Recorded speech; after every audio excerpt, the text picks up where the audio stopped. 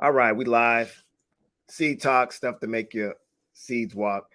It's Logic I'm in. I have a special guest today. Why don't you go ahead and tell them who you are? You know what I'm saying? I'll give a little bit of an intro.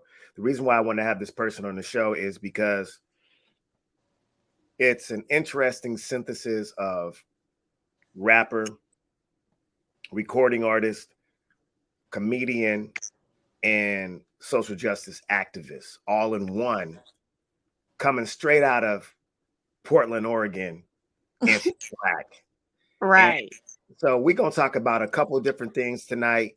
We're going to talk about what does activism look like in Portland, Oregon? What is the synthesis and the intersection and the crossroads between being an MC, a comedian, and an activist look like in Portland, Oregon? We're going to talk about foster care. We're probably going to dive into a whole bunch of like what it is it like to be a woman in hip hop and in social activism and community activism. But why don't you go ahead and tell them who you are, tell them what your full name is, and tell them what it means, because you broke it down to Okay. me. And she was like, no, I got to tell you what this name means. Yeah, I do. I take Not pride again. in it. I Tell take them who pride in it. you is. Yeah, because everything with me has like a meaning, has a purpose. So my name's Cadillac on the screen, but it's actually Cadillac 3 Card Monte. Like that's the full name. And Cadillac Monte's because, I've always been like a classy hustle. Like everything I do has to have like a certain level of class to it, but strategy behind it and purpose. And then the 3 card part is like, 3 Card Monte is like the oldest hustle probably ever in like card game history. And three is just like my angel number where everything connects in threes for some reason. Yeah, especially in my spiritual circle, we we stray away from the binary outcomes and the binary logic that a lot of European and Eurocentric value systems do. So what I mean by that is it's good that you mentioned three. The first thing I think is man, woman, and child, knowledge, wisdom, understanding. You know what I'm saying? You know, Illuminati. That's fine. no, that's not With a three. little triangle. I mean, well, it is a triangle, but I'm saying like air, earth and water. You know what I'm saying? Like, I think of that, as opposed to binary logic. If it isn't man, it has to be woman. If it's not woman, it has to be man. If it's not good, then it has to be bad. We try to stay away from binary logic and binary outcomes. And if you always stage and plan your foundation in three, then you're right. Yeah, you do have that triangle. You know what I'm saying? But you also you have something that strays away from just either or. You have either or and. Exactly. And Yeah, I and realize really like in politics, it's kind of like our government's in three different groups, but then our political parties are split in half. And they're like the ones that keep us the least like together about anything that's like social justice, anything. And I'm right. like, that's because there's no check or balance in that. And, I don't know, whenever I think of like the three like chapters, I feel like it makes a peace sign. Like, I feel like, I don't know. It's just one of those things where everything has a strategy to it, Right, and it right. just recycles. Yeah, you seem like, well, why don't you go ahead and tell them what your astrological sign is? I think if people know the characteristics and traits, it won't surprise them that you are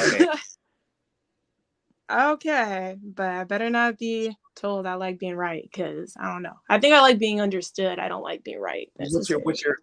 what's But your sign?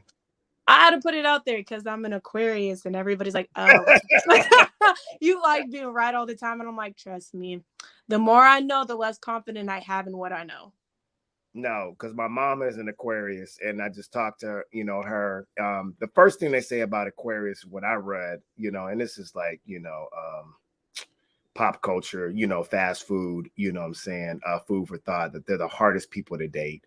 Um, Damn, he's like, I can I'm see just gonna that when eliminate it your comes to dating my game mom, but real they also quick. say that you want to save the world. You're very free thinkers. You're very eccentric and stuff like that. So that also goes into the work of a recording artist, a comedian, and especially social justice activist. So let's get into it.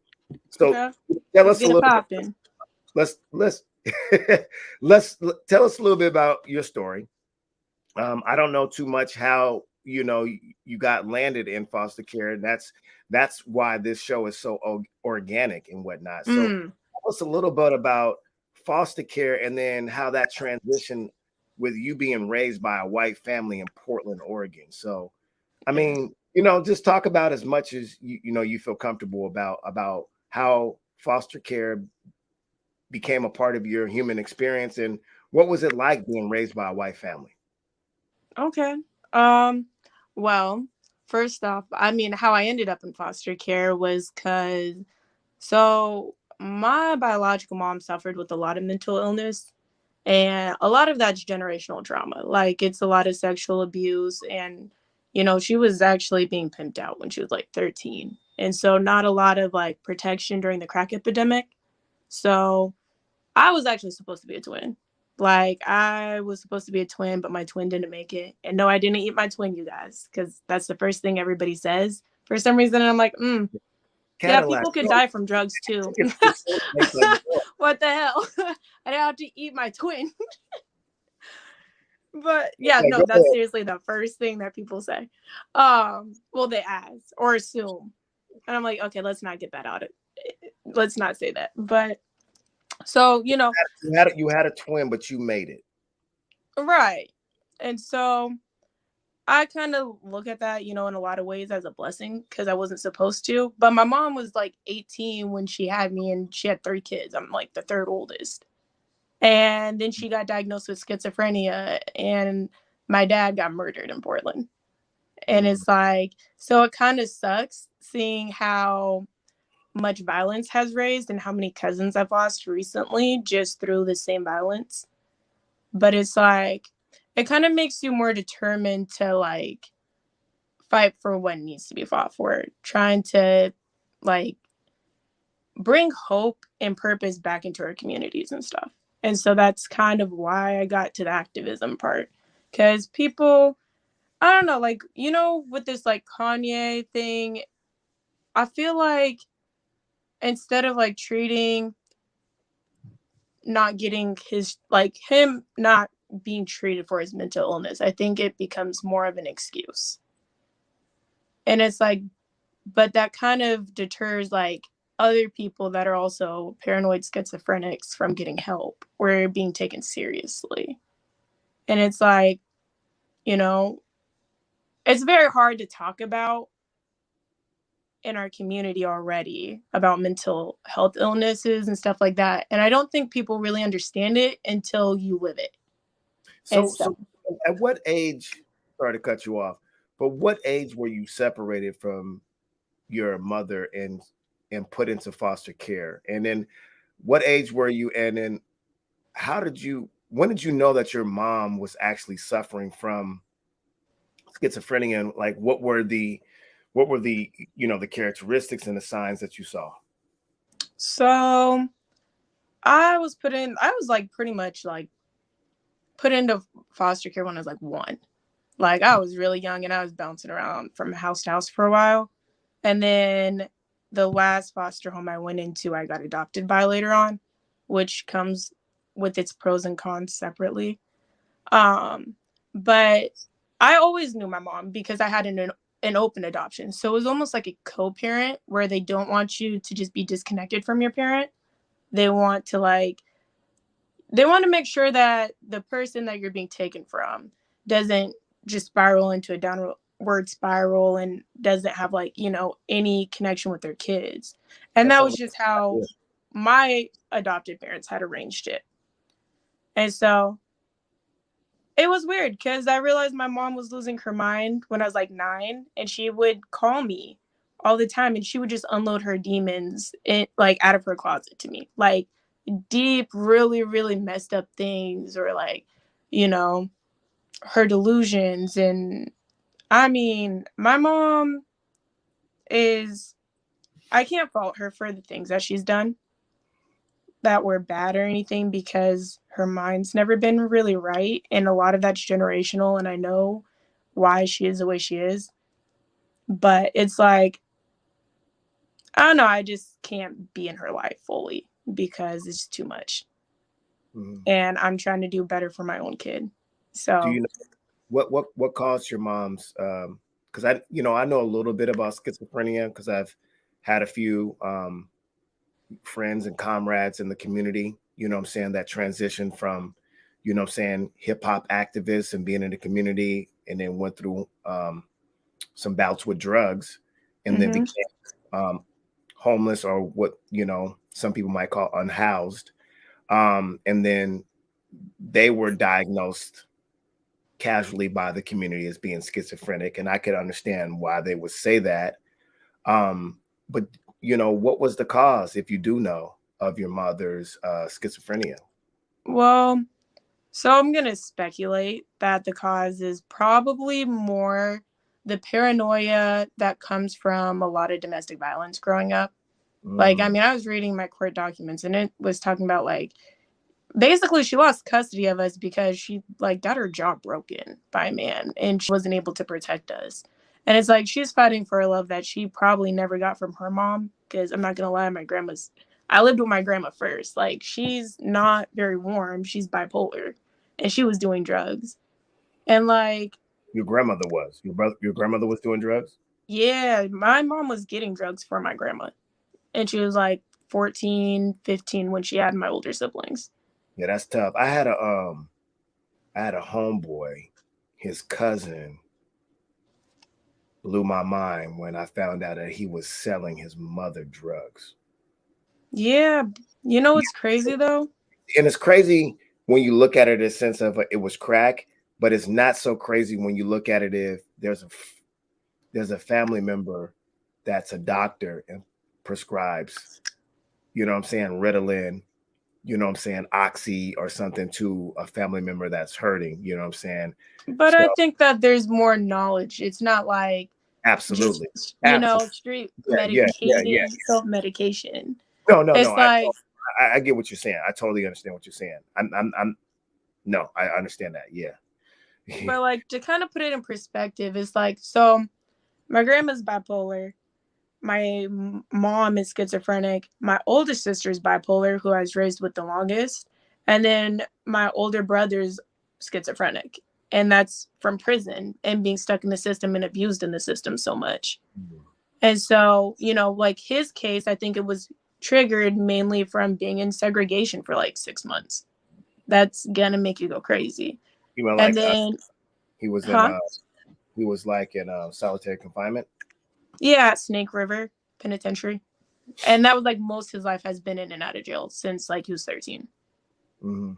And it was like they settled in court because he got abused so badly in foster care. And then it was like he immediately went into the penitentiary system and started connecting with gangs because that was the only like family he could make. And so, you know, there's always two sides to that, to the stereotypes that we're in, you know? Mm-hmm. It's like my mom tried to hand me the crack pipe on my 19th birthday, right? What? Yeah, my mom tried to hand me a crack pipe on my 19th birthday Like to smoke with her? to smoke with her. And I was really like, wow, this beast trying to mess up my life. I made sure, like, you know, my adopted parents made sure she saw her grandchild, my daughter, while I was staying back and watching the house and working to make sure that she stayed connected with my kid and stuff. And then she's really going to try and ruin my life. But then when I went back and like we hadn't talked for a really long time when she did that.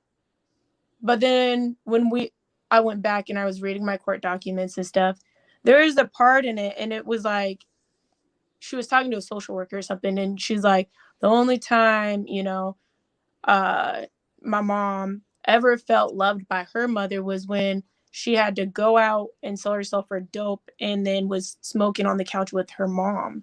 And I was like, oh, my mom's trying to bond with me in the only way she knows how, but it's dysfunctional as hell.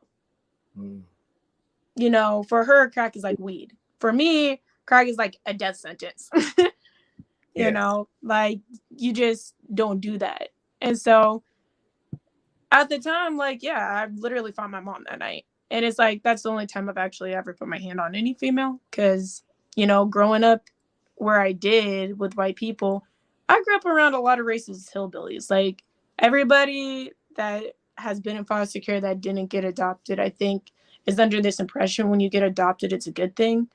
But it's like, if you're being abused in that home by your foster siblings, sexually and physically, and then you go to school and you're being called the N word regularly by different school staff, and it's like, out where I grew up and everything, we didn't have a body council to put morality into it. You just had the school board, which is racist as hell anyway.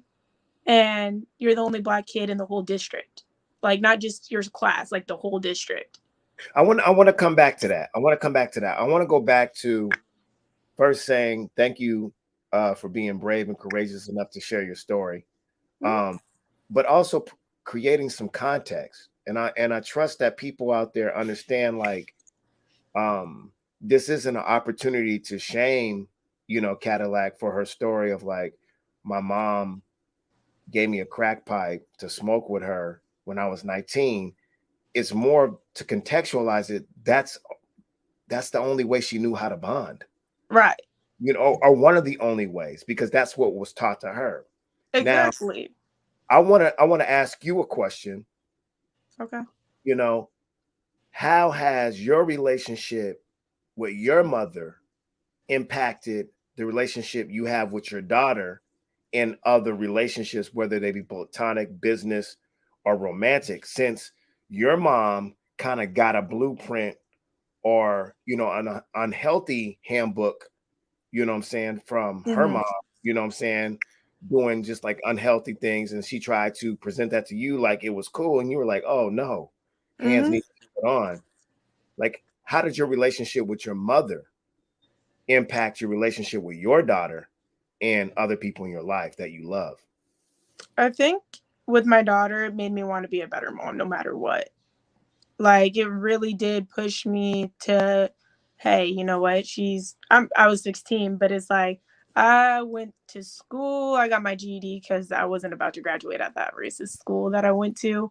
And Mhm. then I got my associate's degree and my adult high school diploma just to make sure that she couldn't come back and be like, well, you didn't get your diploma and all that extra stuff, just to cover my bases and prove a point, even though it took more work to do it. So it's kind of like it made me be like very everything I do with a purpose. Like, there has to be a reason for everything I do. And it's like there has to be a reason for the relationships that I form, because when you pretty much raise yourself, like what kept me in check and from downward spiraling was being a role model to a lot of foster kids and realizing that they're going to act reckless because they want to be like me. And I don't want them to destroy their lives. And so it really made me like try to understand people more um and not really try to like tell them how to live. Like, I am not the boss of anybody, and so I kind of became like this big sister role to like all the kids out here in some way, where it's like a comfort space to talk about whatever you wanted to, but But then if you talked about it at school, you're getting beat up. That's what the rules were. you saw yourself in those children that you were serving and talking to. That's what I hear you saying. I think that I couldn't cope or focus on my own pain that I was going through at the time. But Mm, because I had to focus on some other kids' pain and trying to get them to have a purpose, I got out of like what probably would have been my own depression in my own way of like numbing it by focusing on them and then learning from their pain and reflecting it into my own life. ooh, And so, yeah, and then I that's just, with the that's a activism, I was able to talk about it for real. And that's a like, that's it a was song. scary. That's a song. Yeah. When you're talking about being an artist, a hip hop artist, um, a vocalist, a spoken word artist, a poet, that is a song. That was a man. That was powerful. Let's let's transition real quick. Let's go back to what you were talking about. You get taken from your mom at one, but it was it was a co-parenting kind of, setup and framework where you were still, hanging out with your mom, you know what I'm saying, and whatnot. Yeah, my Go mom had visitation. right. And you started to talk about, and you offline, you called them a hillbilly white family. And you talked about how hillbilly white people are kind of accepting like poor black people because they're poor white people, and they've kind of been left to the margins and disenfranchised to a certain degree. But the story you start to tell is not about, what I'm saying, embracing hillbilly white people. It's No, about because really, that's like, to put it in like simple terms, really, that's the school environment. That's how toxic it is. But it's like the people that I became friends with, because I was a big sister to a lot of kids.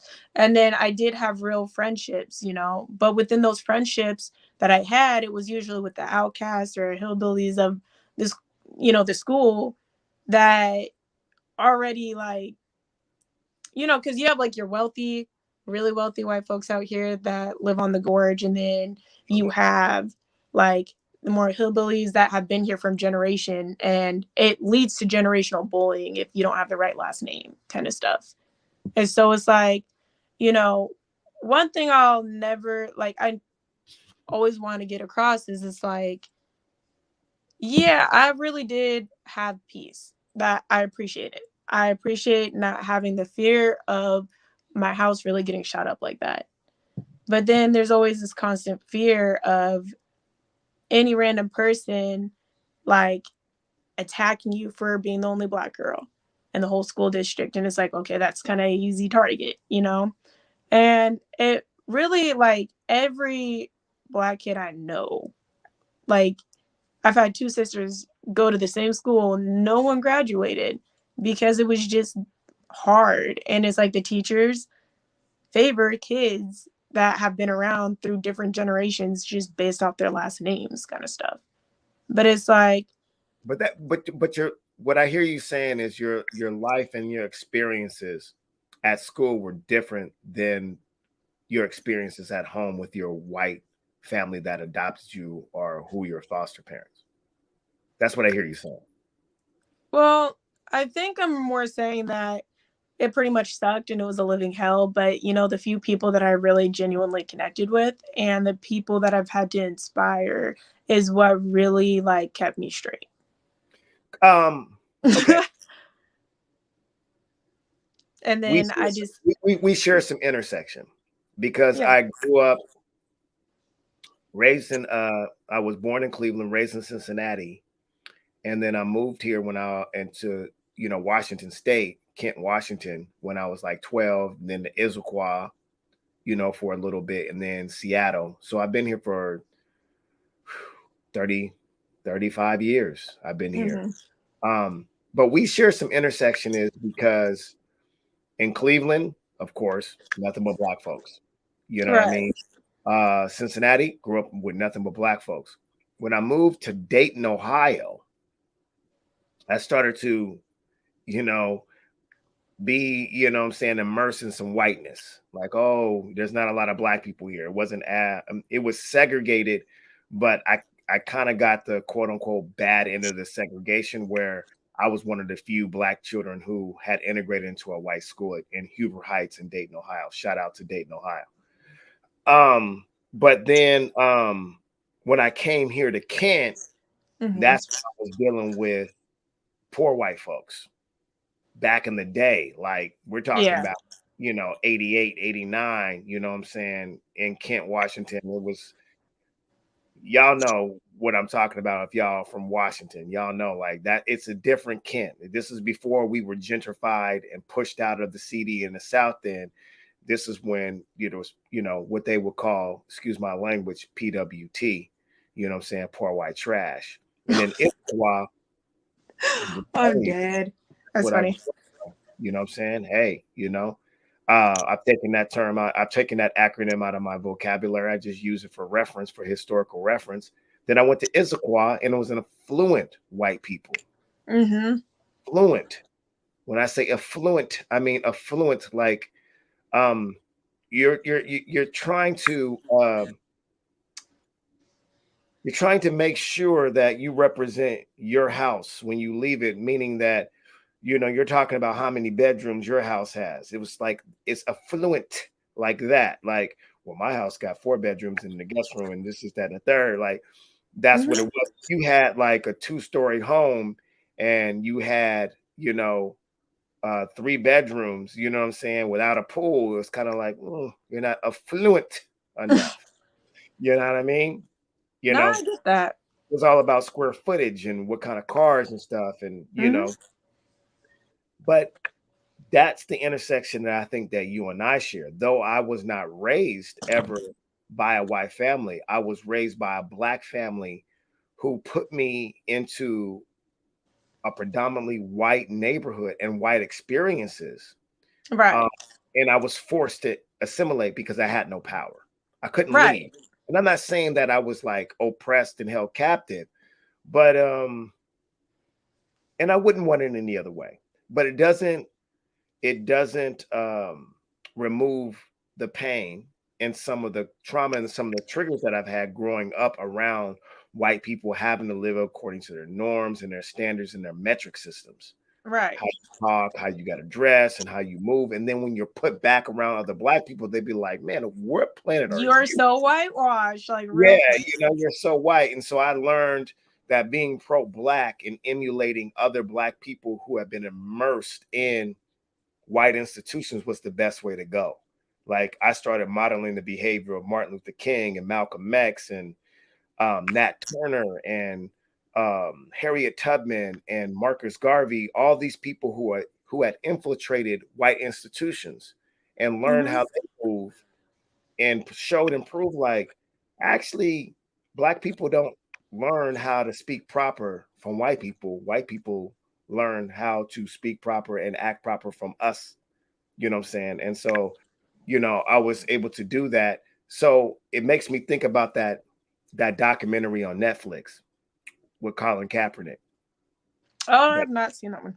I don't know if you've seen it or not, but he was just talking about his life growing up, you know what I'm saying, with an affluent, white family after his mom had went through, what she had went through.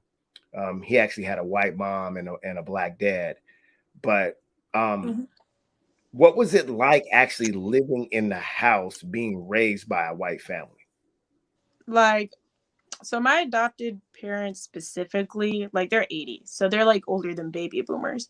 And it's like I appreciate having my adopted dad. I mean, at the time he wasn't like the best dad because he used to overreact and he was a little bit like unhinged. Like he would literally whip your ass over mixing your food together. Like little weird quirky things. And so it was very like You almost say they like were walking 80 on years eggshells old? sometimes. But at They the were end of the 80 years day, it's old? like he took accountability and like acknowledged his downfalls. And, we didn't have a relationship till I was about 14. But it was like everything that he taught me to do was to work hard and do things for myself and not to expect things handed to me. So it's like all this wallpaper and everything that's in my room and stuff, I did all that by myself off YouTube and how to be adaptable and resourceful because, that's how I've always had to be. Um and then it's like, but it was like really because there's like half teenagers, half little kids. And I don't think that this is where I think it failed a bit is that they had these teenagers that don't actually know how to cope with things watching these little kids. And it's like it's not safe to have teenagers, especially boys going through puberty, watching young kids. And so it's like that's where things become dark and like really messed up. And I hate that when I would go back to my community, they're like telling me I'm more whitewashed every time I come through. And it's like, I don't know the slang as much anymore. I'm losing parts of my culture, even though I had that relationship with my family. I just can't have that relationship with all my family because they're drug addicts. A lot of them do a lot of things at that time. And so it's like it was just like really, really hard with trying to find, my identity. And then I don't know. It was like I really opened up and really spoke out about things when I was just trying to protect a bunch of my foster siblings and the younger girls in our family about the sexual abuse that was happening from, not from like my adopted parents in any mean. I don't want anybody to think that, but it's like the other sons that they adopted or that they had naturally, not all of them, but like quite a few. And it's like my youngest brother was like 8 years older than me. And it's like a regular thing. And then it's like when you talk about it, it's so taboo in the white community. You're not allowed to really like talk about it because it's impolite. And so you hold it in for a long time and it just like it makes you angrier and it really does like take you to a deep place. And I realized somewhere in college, like, I was used to all this stress on my shoulders, working full time, being a mom and going to school full time. And then my adopted mom was sick. So I was taking care of like 10 kids because their parents were on drugs on top of it. And it was like, eventually something kind of cracked and it was like, girl, you need to go to therapy or something because this is not normal. It's not like okay to be having this much pressure on you all the time. You're only sleeping like 2-3 hours at night and making sure everybody else is taken care of. And it's like self-care doesn't exist like where I grew up or how I grew up. You always just handle your business and you don't really complain about it. And so it's just kind of like, I think a lot of my identity kind of came through once this pandemic started because it's like every obligation I used to have had to stop. And then I literally had to like figure out like what do I like? I don't even know the things I like anymore because it's like so many people have depended on me. And then it was like weird. I'm like, whoa, I'm way more talented than I thought. And like comedy came natural just because I used to make these kids that lost everything laugh to kind of help with them cope. And that's what I'm the most grateful for with my adopted dad is it's like I can't grieve. I can't cry about things. Like I don't cry about things. I just kind of laugh it off because I have to laugh through trauma to really get through it because I don't want to get stuck in depression. And it's not that I'm deflecting because it's like I'll talk it out and stuff like that and process it in a healthy manner. But it's kind of like I'm not trying to like stay focused on like how hurt I am. I'm like, well, I have to find a silver lining. I always have to like find a better way of thinking about it. Well, at least this didn't happen, or at least it was only one of my parents instead of both, or like just little things like that, and being grateful and trying to find beauty in the struggle. So That's a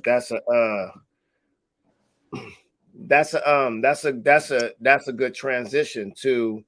So that's, you said during the pandemic, that was a time when you actually were able to stop and really figure out who you were. And so that's when you started doing your comedy, and then that's when you started doing the hip hop, and that's when you started doing the activism. Tell us about well, that. I started with the activism first, and then as the movement's going downhill and people are going through depression about how it's going downhill, and I'm like, I mean, I was literally going to PSU and I was doing law and legal studies as my major. Like I was really like trying to be a judge so there wouldn't be like another Cleve Broder in my courtroom. I'm just saying black people need one for the win. I was like, I'm gonna be real. I was like, there needs to be some judge in there to like be on our side and to really look at our cases. And so that's what I was trying to do with my opportunity, you know, in a white community is I had more access to different resources that I don't think I would have ever had. And I didn't want to waste my opportunity at a different start, you know, regardless of what people try to label me as. And so that's how I kind of started.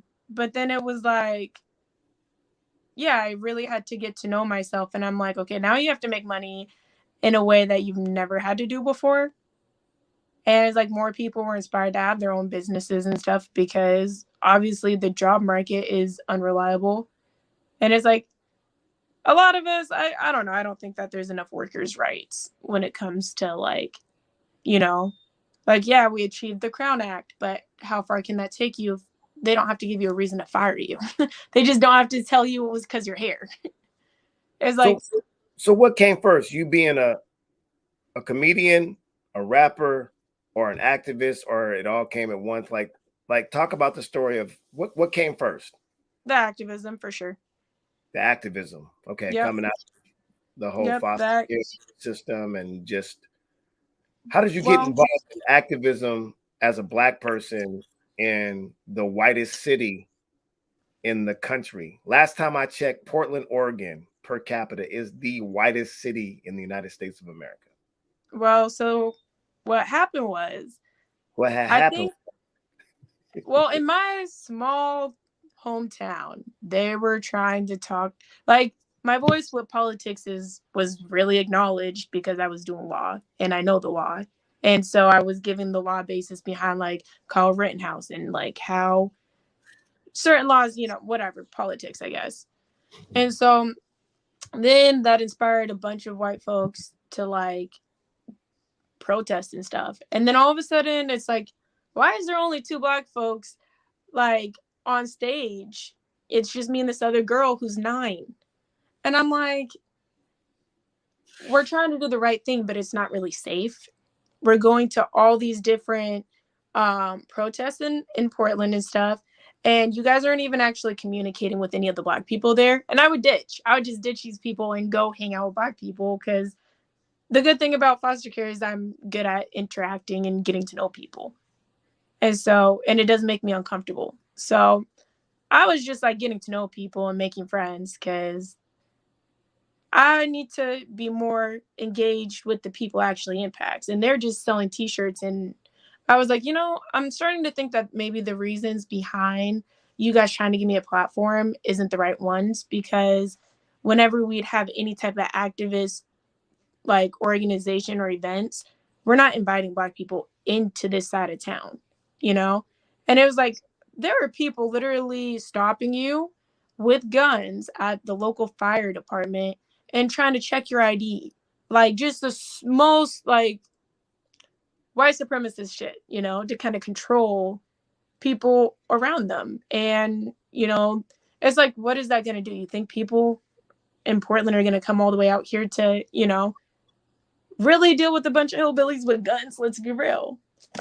And so it was like, really, what kind of set it off was the head school board son said the N-word, and it was on camera and sent to my sister. And my sister left her junior year, like she was just about to finish her junior year, so she would have been a senior. I was like, this girl's been. What school is this? What school is this? Corbett. Oh, okay. Yeah, the Corbett School District.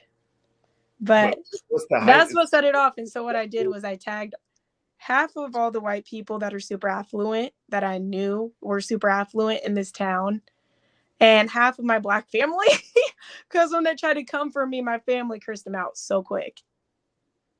And it caused a lot of controversy. And then I pretended to run for school board. So then that way the dad had to address that situation. I was like, bro, I don't really want. I got voted for it too. I was like, I don't. What does it mean to pretend to run for the school board? That means I just showed my interest. Like I showed I'm interested in running for school board because he wasn't going to talk to me about that situation if I didn't. And there's a whole like school board meeting and you can actually go on it. It's on Zoom and they're just attacking me left and right. And I'm holding my own for the most part because I'm used to it. But no, it was like, I'm not really interested because if I know that like there's only one member that is actually understanding and open-minded, I'm not going to really change 4 different members who's been so rooted in the racist culture of this school that's been there for years, like decades on decades, to the first black people that ever went to that school. I know them. I know almost all the black people that have ever gone to that school. And we've all exchanged stories like nothing's changed. And so it was like the fact they got blasted is what really highlighted a lot of things. But then it's like the liberal side of that, I'm not for Democrats or Republicans because you guys don't have humanitarian rights as the focal point of anything. And so trying to get that across and like understood was the biggest challenge because, like, yeah, I had these supporters, but they're not supporting me for the right reasons. And I know this. I know politics so well, and I know what it looks like, how white people play their game. I've lived out here for so long, and it's like I'm trying to help my community like understand how to prosper and like how to really invest in our own communities and hold events in our own communities because we're doing it in these gentrified neighborhoods that if these white folks had to go out to like, Ivanhoe in North Portland where my dad was killed, it's like you would see the disparity of where black people live and how they don't fill in potholes and their dangerous streets that they let, big semi trucks in the industrial side just speed through, and they don't have lights for half the blocks and stuff. And it's like, you guys don't have to go through that. And you're not trying to actually change anything for black communities. You're not even trying to be in a real black community. So first you were social justice community activist. Still Tell am. me what? I still am. The thing is, I Right. just ditched my support group because it wasn't the right reason, and everything I do has a purpose. And Tell, then yeah. tell us how you became a comedian and then an MC, a rapper. So I became a comedian with 2021. So I was at Red House, and I was trying to lift the spirits of a lot of the people that were there. And so I would just make a bunch of jokes and try to, like I used to in foster care. And then they started hiring me for community events. And so I was like, I can't be deeply rooted into the whole rioting because my kid only has me as a parent. If anything happens, screwed. She's screwed. And I don't want to put myself in that situation. And so I was like not trying to be in so much chaos and just going to community events during the day where it's like I could see, and be more aware and have a strategy. And so that's how it started. I got hired to do comedy through a lot of activist community events. And then through that, I just had a lot of music opportunities because people assumed that I just did music already.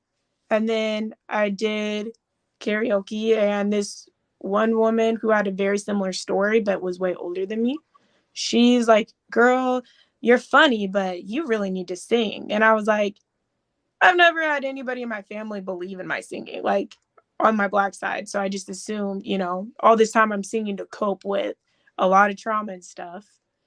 And yeah, I just never knew I could sing for real. Like I never felt comfortable enough to sing in front of other black people because the doubt that I already had in my mind with my own family judging me. Mm-hmm. And so that's how that happened. So now you got the three prong going on here. You got hip hop, you got comedy, and then you got social activism. So what Mm-hmm. are some of the challenges of being a woman artist? And then like in all aspects, like we'll start with hip hop. Like how do people try to take advantage of women in artistic and activism spaces? Like in hip hop, in the artist space or even as being a comedian, but hip hop first and foremost, like what have you experienced? What have you seen?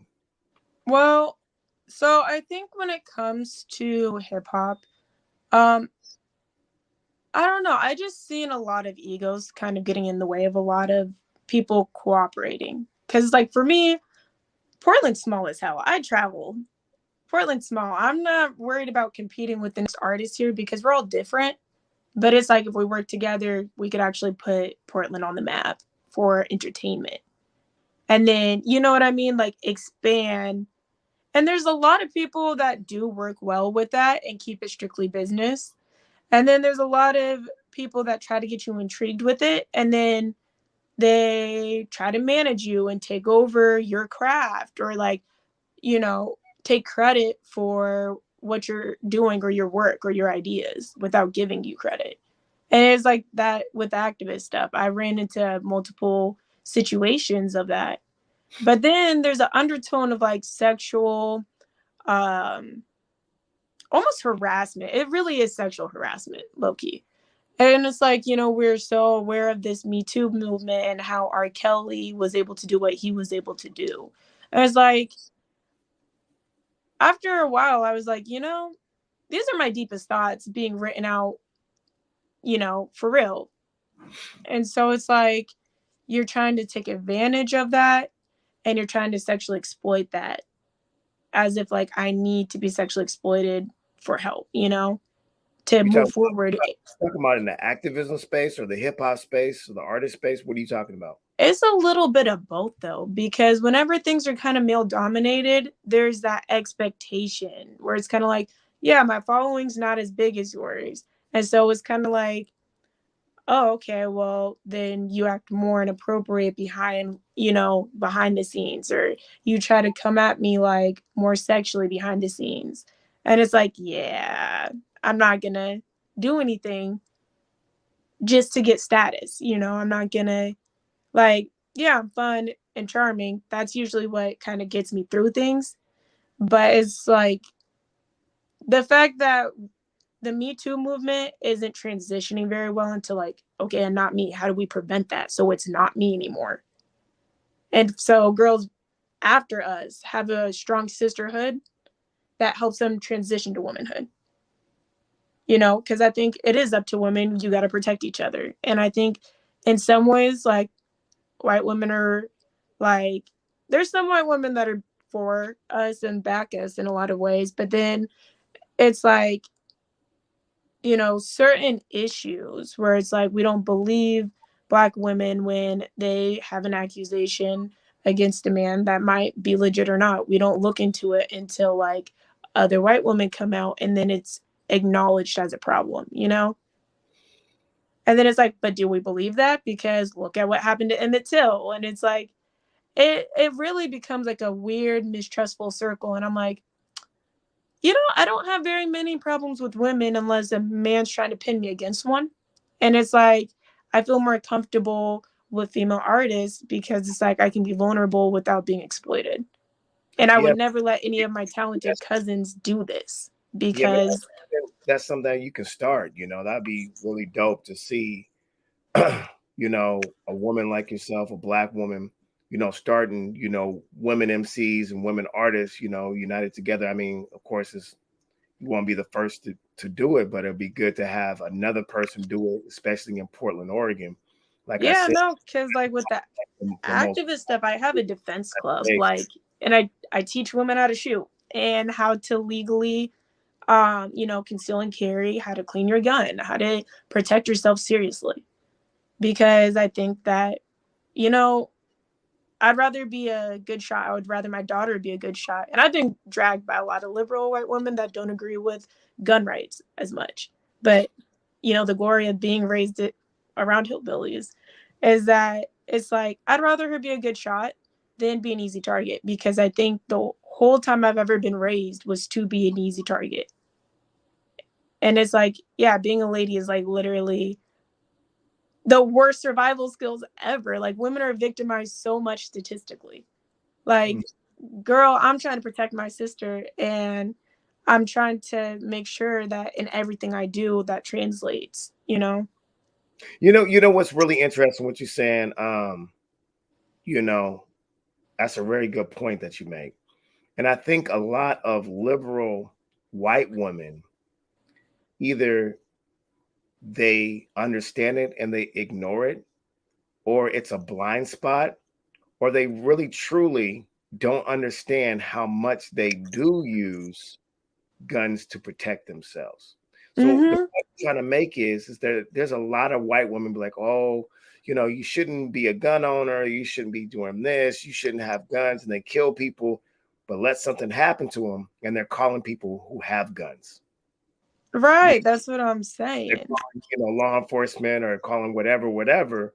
And so I'm not a gun person. I grew up around guns. My parents, used to shoot them legally and whatnot. That's a whole different story. I used to go to the range and shoot them. You know, um, and I never got any kind of therapy when I got shot at when I was like Yeah. 18 years old, and never been a real good gun person. Don't have a gun. Um, my weapons are my mind and this mouthpiece, But can and I be real about something? his body, if it comes down to it. I mean, I work out, stay in shape. You know, Mm-hmm. self-defense is as natural as your immune system. That's what I tell people. But I'm not into guns, but I'm into people who are educated, informed, and healthy and use guns for their protection. And I'm definitely all for women, especially particularly black women with brown skin, being educated and informed and being healthy gun owners.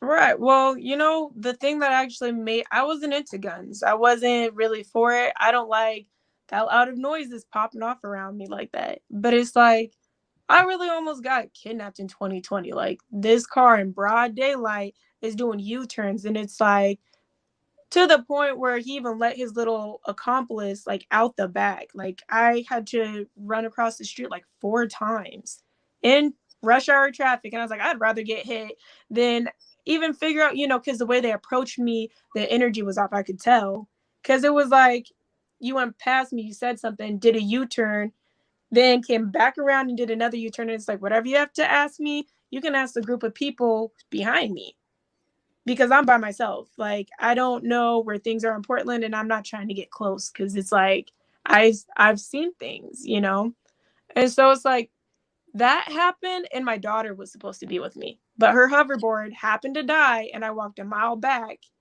in 95-degree weather to my cousin's and had her stay there, and then I walked to the store. And then I was like, wow, this is really happening. My daughter was just with me.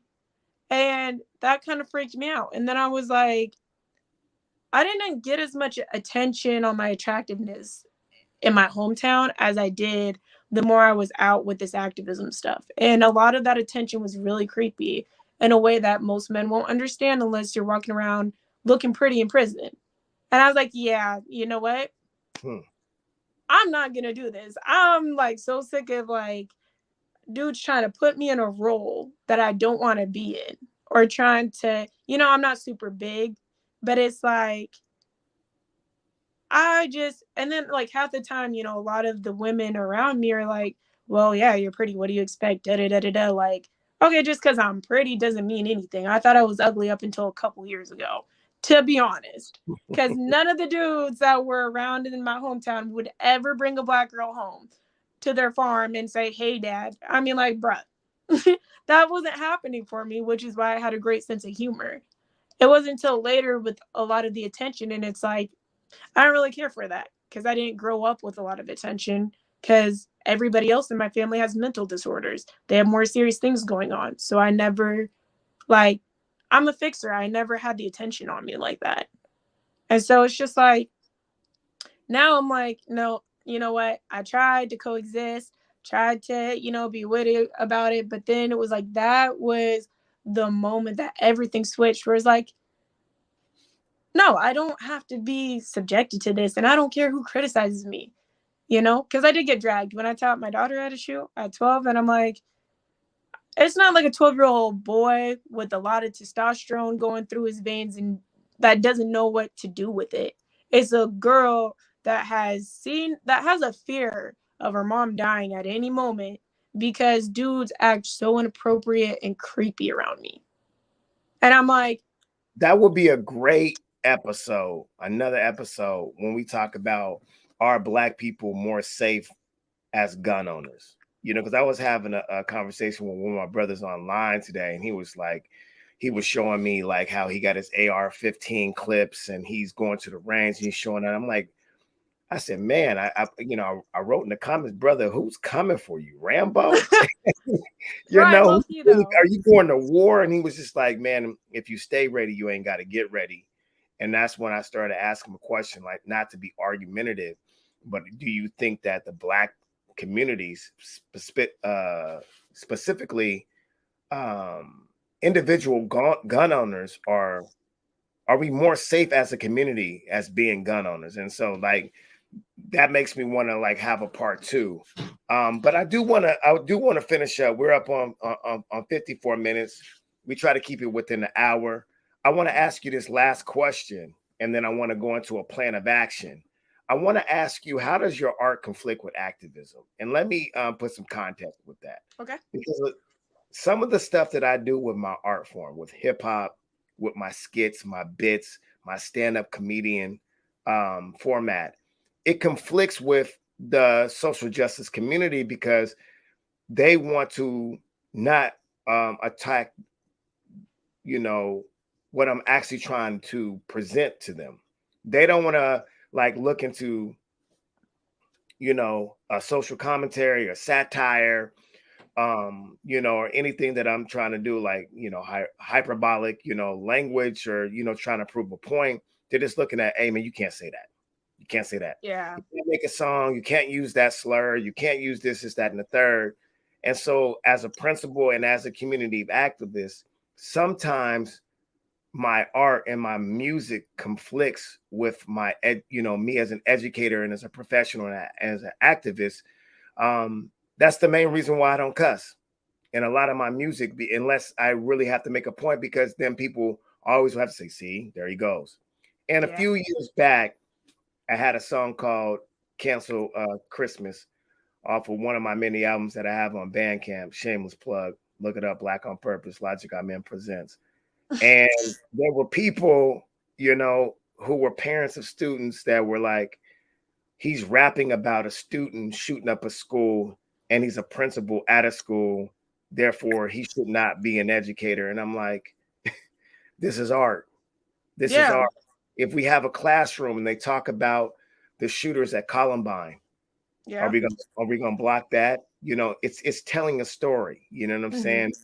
And so, how does your art, if it does, how does your art conflict with your activism at times? Is there times where you were like, I'm gonna make this song, I'm gonna tell this joke, and you'd be like, nope, can't do it because the social justice community is gonna be like, you're canceled, you're a bad person, you're being insensitive. I mean, in fairness, I was literally born a crack baby and raised at this level of like, problem solving and being able to control myself. So I'm kind of like, yeah, y'all are lucky I'm like this good with myself. You know what I mean? Like, in a way, you're kind of lucky I'm not worse. Let's be honest. With the hand I was dealt in life.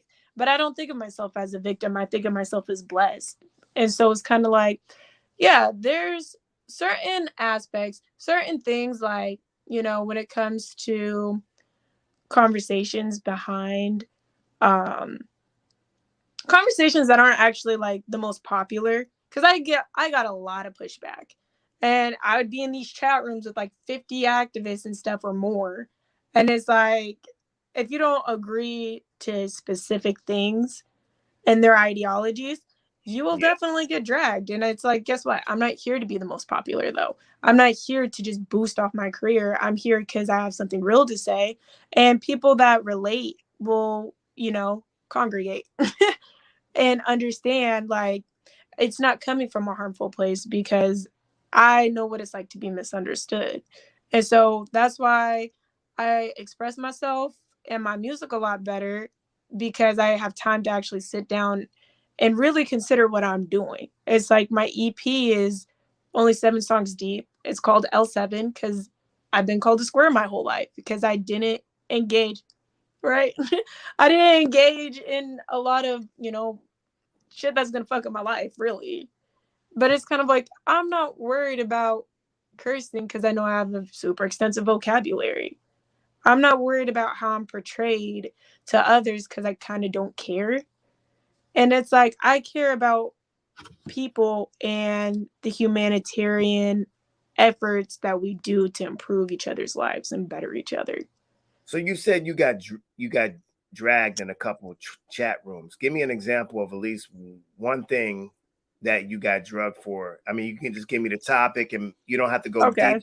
That might be a different. I won't get super What, deep. what happened? So there was this one activist that had, she's older. She's like 45 or so, and she didn't, like, she got into a conflict, I guess, with another activist who's like a 22-year-old kid. And she didn't like the way he called her out about something. And I don't know like how that conversation took place, but they were at the same event, and he was like, we have mutual friends, and so he's acknowledging everybody else, knowing that there's tension between each other. He doesn't really like say too much, as she came off offended or something like, you're not even gonna acknowledge me kind of thing. And it's like, he's like, oh, my bad, and tried to give her a hug. And the first thing she did was put her hands around his neck. And it was like, I guess I tried to reach out privately and she wouldn't acknowledge it. And he put it in the group chat. And I was the only one to acknowledge that he even said that, because nobody would say anything or acknowledge what he said. And I was like, I wouldn't want somebody to put their hands around my neck for any reason. And he's like, for him, it was really traumatic. He's like, what do I do? Do I hit her? I can't hit a black woman. It's like, we're at this event. We're supposed to be having each other's back. And then for her, and she had a lot of support, like a lot of support, even to this day, a lot of support. And so I'm not putting names in there, but it was like every black femme group that was like in the chat was just like dragging me for acknowledging that he had something valid to say and he wasn't okay with that, because I'm not okay with that. I think it's a hypocrisy to be saying, hey, George Floyd's name and everything, knowing he died of asphyxiation, and then we're doing that to each other at an event against that. That's Like, tough. that is hypocritical. And I'm like, you guys, yeah, some black men, when women are speaking, do not listen. They don't pay attention and they don't give us the respect when we have the mic. But then at the same time, we do that too sometimes. And I think, you got to be able to have groups of your people and be able to check your own people and be willing to check your own people, because ultimately it's like you're trying to work together.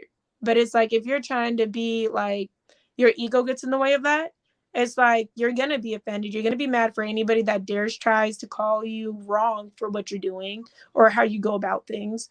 And it's like, that's kind of like how it started disintegrating from there. But it was like, no, I got dragged a lot for not having the most popular opinion, but I didn't think that those opinions were black opinions necessarily, or good practices for our community, because there is that weird um, being pinned against each other. We're like the only race to be pinned against each other, to have to work side by side coming into this country and then pinned against each other all the time.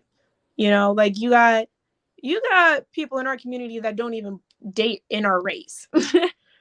And it's not uncommon, especially in Portland. It's not uncommon. And it's Yeah, like, I think the selection is yeah, it's like, us. okay, I'm not competing with you.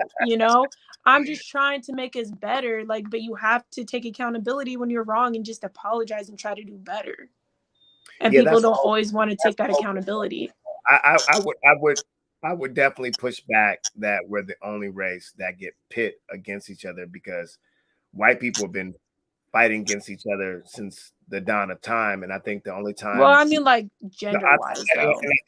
and I think the one of the only things, if not the only thing, that distracts white people from hurting each other is that they have a common goal to profit off of our oppression. No, So absolutely. But it's that's like you don't see white men coming at white females the way that happens in our community. And it's like, when you don't have a lot of natural, I mean, don't get me wrong, there's like certain incidences where it's I like, would make the argument that everything that you're talking about, we're learning from and mimicking our white oppressors. Like, this is what they do, and we think there are some incentives to gain from acting like that, you and know, so, therefore that's how we act. Like, I feel like we get how to be an elder from how white people are elders, you know what I'm saying, to their children, you know what I'm saying, which is totally different than the Afrocentric or African value system. A European value system is usually what we adopt to um, increase our incentives and to have upward mobility in the society that's based on that metric system. And you so know, we end up one of the canceling most, each other based on white standards and Eurocentric value systems. I can't talk tonight, pardon self. So we end up doing things like choking each other when we don't agree with each other, rather than talking it out. well, see, but what bothered me about that is they were trying to claim it's my body and my choice. That's not how that works. that is not the type of situation where that's my body, my choice, you know?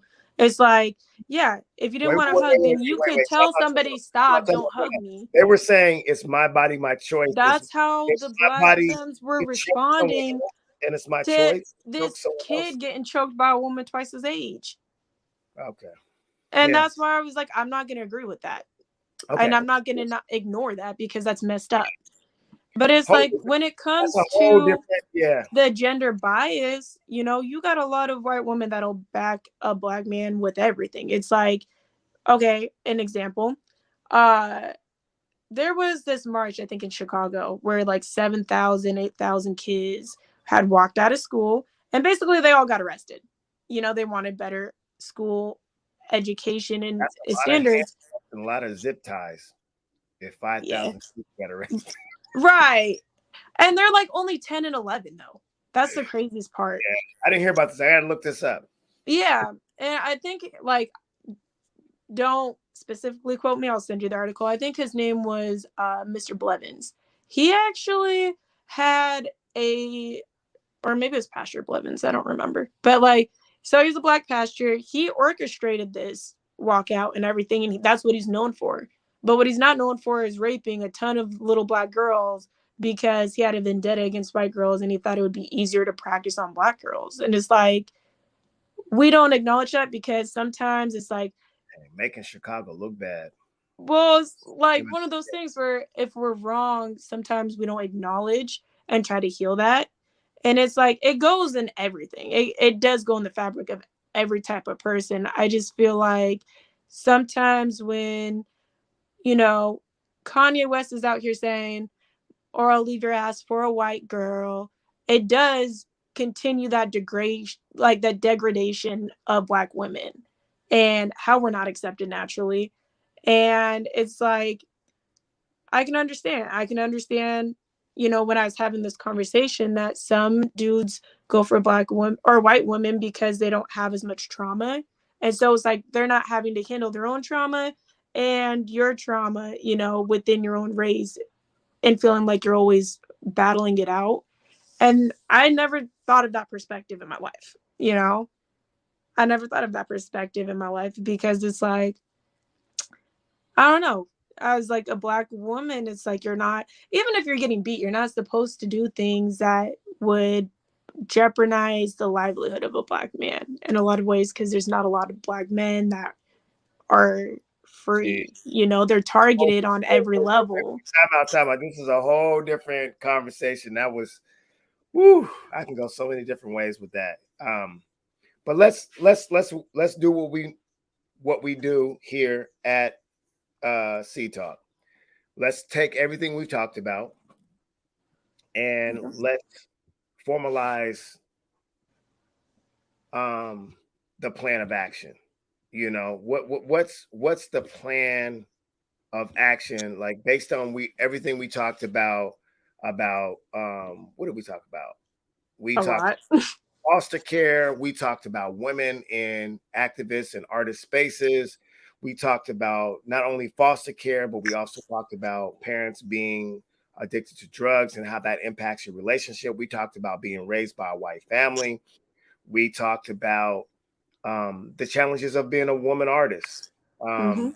and how art and activism at times conflicts, and keeping that all in mind. um what's the plan of action? Like, just pick one. Like, if you want to just pick one, like, I just think, what's the well, walk? I'll generalize it.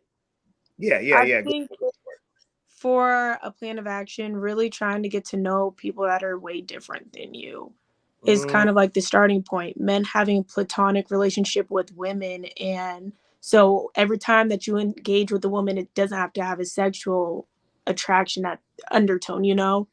And so it's like just normalizing, like treating people that are different than you, like in a way that's humane and understanding and comes from a place of understanding instead of judgment and stereotyping goes a long way. mm, mm. And so, Good. Yeah, I like that. I would say My plan of action would be when you're creating your art, um, try to activate it in some way. And what I mean by that, if you're creating art, then what's the practicum behind it?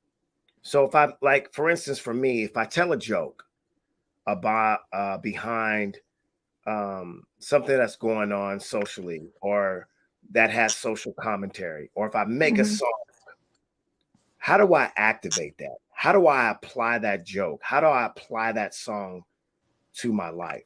You might not be able to do that for every single song. You might not be able to do that for every single joke or every painting or every beat you make. But I think that's when art heals, is when you do a podcast like this. This is art. Yeah. This is performance art. It is. And who knows, some years from now, when you're walking through an art exhibit, like this is actually playing on a small, electronic device or a TV. Right. You know what I'm saying? And then it's like it has like the little write-up of what we did, and then you leave the museum. How do you turn that art into activism? How do you activate that and actually heal? Like, what can you take from the art that you make and observe to actually heal yourself and thus be a better person to someone else? Well, I use my art to Yeah, that would be my plan just of action. amplify my voice and the things that I want to change by, when it's people respond to messages differently, you know? And it's like, if I'm so used to debating about things that people don't really agree with, or like just having discussions, and it's like, some people understand better when it's music, some people understand better when it's in a joke because it's a bit lighter and it's not so much to digest and it's not so heavy. And other people do better when it's like, no, you spelled it out, you motivated me, this is what it was. And it's like, you know, and so it really comes down to having a purpose and being able to communicate it in different ways, in whatever type of healthy way that you can think of. Hmm. So tell us where we can find you. Uh, Give us all your handles and whatnot. Where can we find you and your album? I've heard a few of the songs on iTunes. Tell us where we can find you at. So you can find me on Spotify, or you could find me on Apple Music. And I think like some other platforms wherever DistroKid distributes to. Just Cadillac Monte. And Okay. you guys could also blow up my Instagram at Cadillac_Monte and my Okay. Facebook. Um, but yeah, I am trying to do more live performances while I do this EP because I'm not releasing any new music until I'm done with this EP, but I'm performing those songs that are on the EP live. So Okay. So you said Spotify and iTunes. yeah. Cadillac. hmm Okay. Tell us the name of a couple of your songs and whatnot.